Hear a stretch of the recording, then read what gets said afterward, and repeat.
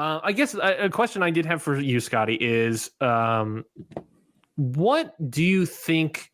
Obviously, the idea is that Giulia is going to NXT, and as I sort of laid out, and this is sort of the I think the American person question, as I've sort of laid out, is that Giulia seemingly has not signed a contract to NXT because I don't think she'd be able to make these sort of calls, right? If she had signed a contract. Is there any reality where she doesn't end up going to NXT at all and just joins Rossy? Hell yeah. I think it's, while I do think it's like 75% at least that she goes, there's always the possibility it doesn't. For one reason or another. One, WWE is not in the best place right now. Things can change by the end of the year.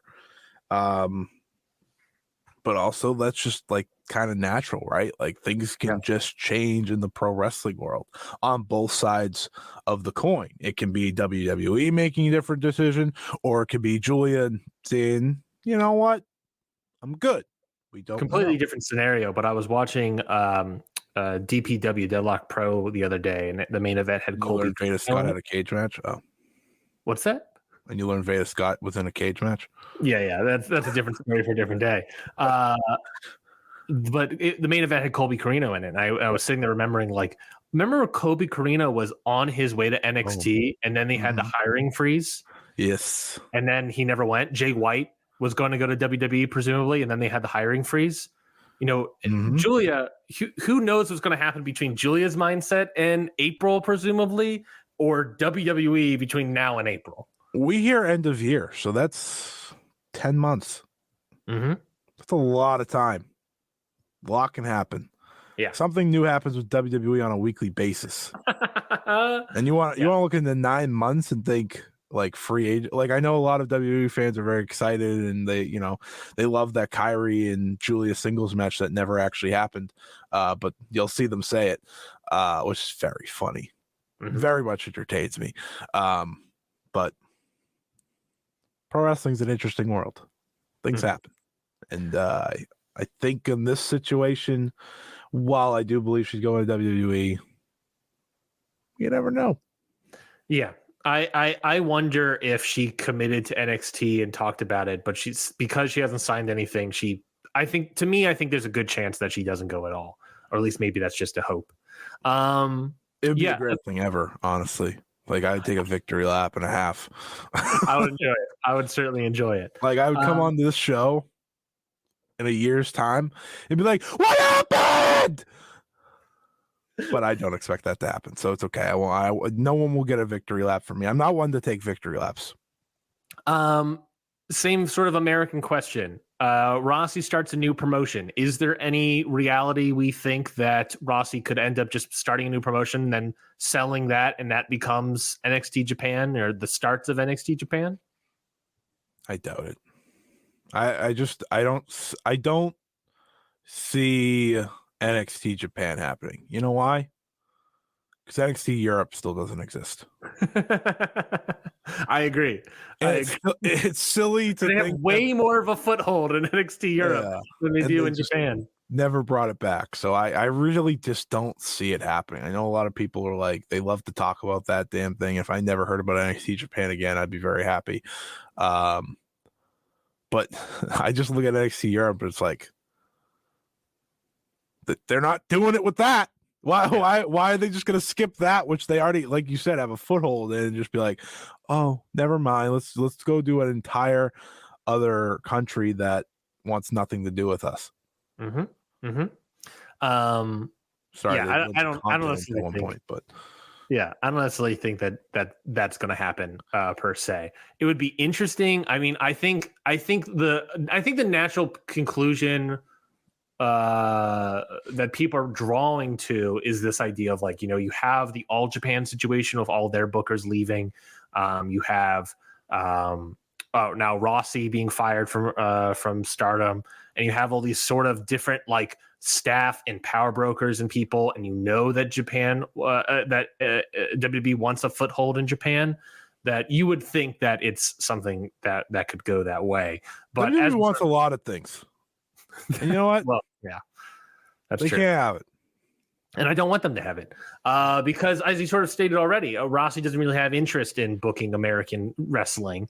And at the same time, we had the then report of, it might be that All Japan itself, not the previous bookers, but the president of All Japan might be working with NXT. Nakajima might go to NXT for a little bit or whatever. There was that report by, I believe, Dave that went out there. And that's my point. My point there being is, we aren't hearing that report about, Triple H is meeting up with Shuji Ishikawa and Suwama, or he's meeting up with Rossy. They're still talking of All Japan president themselves. So I don't think any of this is leading to NXT Japan. This is something that I think WWE could easily try to get into, but they're obviously not going that way. Right. I think they want the name. It's WWE. They always want the name. I'm trying to think of any other questions from an American perspective. Do we think that this is a net positive or a net negative by year's end for the Joshi scene in Japan? It's a tough question because we don't really know how much of the devastation is going to occur. Yeah. But let's say half of Stardom's roster leaves. Let's say it's that big of a blow. Sure. Half of their roster's out. However much of the staff is also gone.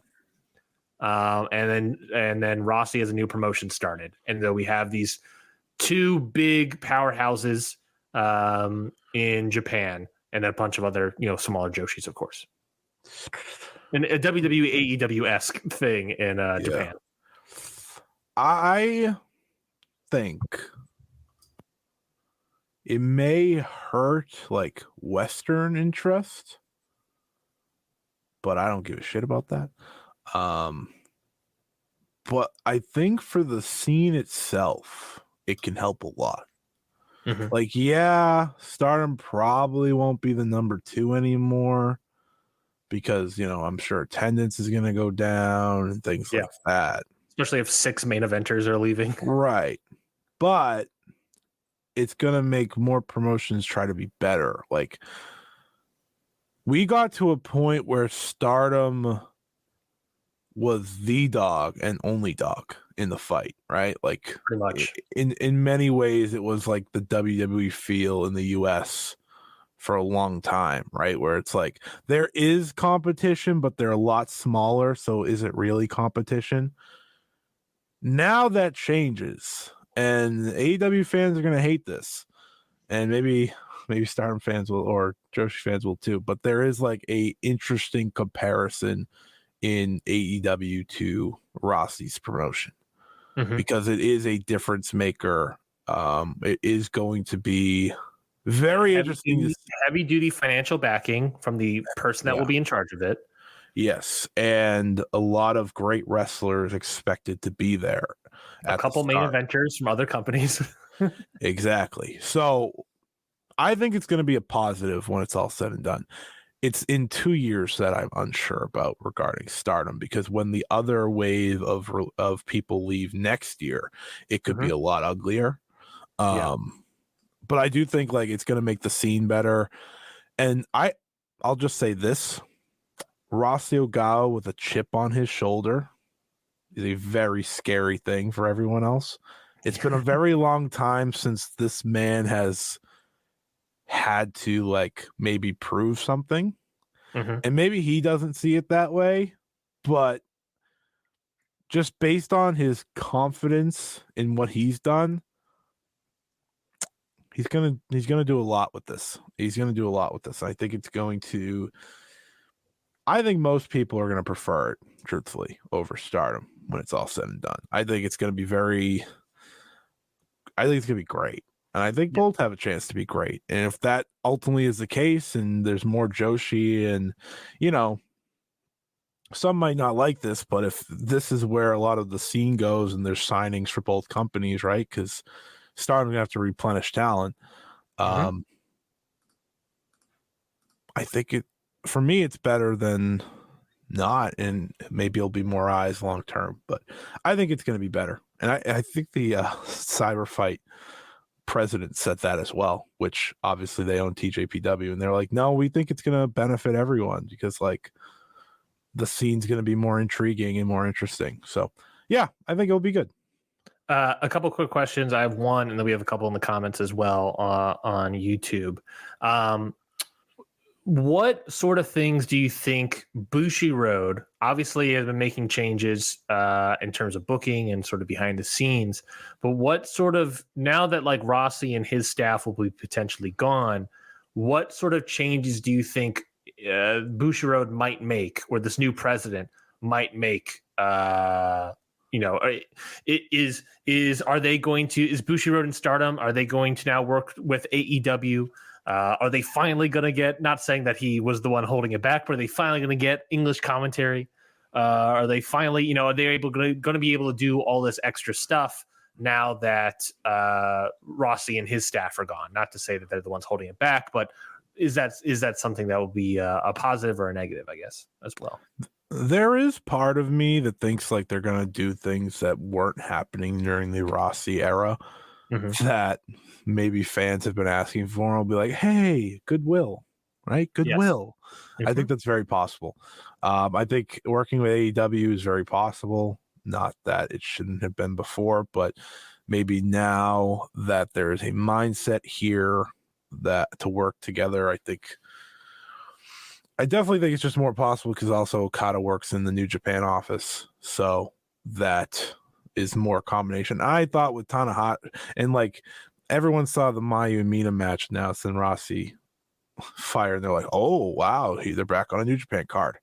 Yeah. It's not because of him. He has no control over if they want to put an IWGP. That's their title. Yes. He got stuck with it. I think a lot of the booking moving forward may be more New Japan inspired rather than Joshi inspired, because that's the mindset that's in the building. We're already seeing it with the upcoming Korakuen show. It's two big preview matches for the two New Japan titles, and we've seen that this weekend. There's a lot of previewing matches, and they've always done preview matches on house shows, but this is to an extreme. Like, this is every single show. And I think that's going to be one of the big pieces that people see moving forward, is maybe a little more New Japan-esque, because that's really all they know right now. Well, Okada and Oyama don't know much booking, but that's kind of where they can lean on. Yeah. Which, is that good? Is that bad? I guess that's your opinion of New Japan today. MazFan94, odds on Rossy's new promotion working with AEW, you think Bushiroad will try to block it? Obviously, Tony Khan made sure that ain't happening. Yeah. I was going to say that. And plus, I think that he will be able to work Stardom. They'd be so much easier to work Stardom versus trying to establish a relationship with Rossy at this point. Yeah, I think so too. They can get other people in there. They can get Mercedes Moné back over there. They can, just like they did with Megan Bayne, they can send over like a Queen Aminata or something, someone that's new or younger. I don't think they would block it, by the way, just because of how many people. Not that I do expect Rossy Promotions to work with AEW, but I don't think New Japan would block it, just because, like, think of all the relationships AEW has. They have a relationship with like AAA and CMLL. Well, they kind of AAA kind of, Tokyo Joshi Pro kind of, but like Noah kind of, DDT, yeah, kind of. The thing is, they lean on the bigger partners, and that's who they're going to focus on, and that's ultimately why I see them doing with Stardom, just because it's the name. Yeah, Forbidden Door wouldn't work if it was AEW versus DDT. It would only work with New Japan, let's be honest. Jeff Bugenhagen asks, what's the chances that Maiko leaves WWE to help Rossy? Obviously, Maiko Satomura. I want to expand that question more into like people like a Nagayo, or people who are in charge of other smaller indies in the Joshi world, just like AEW kind of scooped up some of the indies people to sort of help up and prop up AEW. Sure. Do you think any of those entities will also sort of get and help prop up Rossy's new promotion? Yeah, I think there's a very good chance of that. He has great relationships with the Chigusa Nagayo, for example, and Kyoko Inoue of Diana, and I think he has a relationship with Gami, who runs Wave, and so on. Like and he has a relationship with Mako, obviously, who runs Sendai Girl. So I think there's a great chance. I don't know if Mako will leave WWE to do it. I don't really know what the status is there. By all accounts, she's still there, but she's not, if that makes sense. Like, she's been back in Japan and at Sendai Girl shows and stuff like that. But I think there's always a shot. Like, they have a good history together. It's never been a bad thing, really. Mako was part of the, I don't want to say resurrection, but the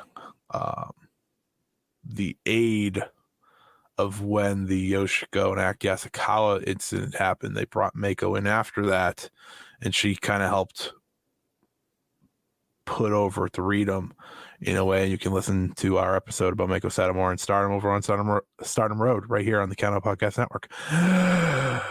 But I think there's the real possibility that a lot of help happen. I think Taka Michinoku has kind of already shown his allegiance in a blog that he wrote. I only saw the preview, but they've had a relationship enough over the past 30 years. So the Inabas seem more likely than not to probably pop up in Rossy promotions, which I've been asking for forever. So if this is the way, then we will take it.